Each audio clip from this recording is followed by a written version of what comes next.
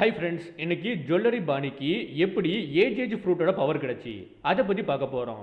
சொன்ன நீங்கள் நம்ப மாட்டீங்க, ஒன் பீஸ் வேர்ல்டில் ஏகப்பட்ட டெவில் ஃப்ரூட் யூசர்ஸ் இருக்காங்க. அவங்க எல்லாரை விட ரொம்ப டிஃப்ரெண்டான வேல தான் பாணிக்கு வந்து பவர் கிடைச்சிருக்கும். பேசிக்காக பாணி பிறந்ததுலேருந்து 9 வயசு வரைக்குமே சார்பட்டில் ஒரு சின்ன சர்ச்சுக்குள்ளே தான் வாழ்ந்திருப்பா. ஸோ அதனால் அவளுக்கு டெவில் ஃப்ரூட்டை பற்றி ஒன்றுமே தெரியாது. அண்ட் சேம் டைம் அதை சாப்பிட்றதுக்கான வாய்ப்புமே இருந்திருக்காது.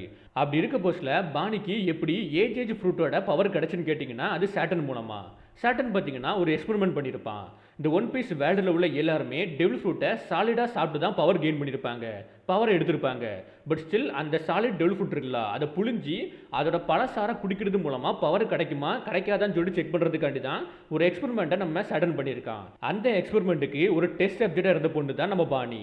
கின்னி பேசிக்காக மேரி ஜோஸில் இருக்க போஸ்ட்டில் தான் குழந்தை பார்த்துருப்பா. அந்த குழந்தை மேலே தான் நம்ம சேட்டனுமே எக்ஸ்பெரிமெண்ட்டை நடத்தியிருப்பான். அந்த எக்ஸ்பெரிமெண்ட்டுமே சக்ஸஸ்ஃபுல்லாக இருக்கும்.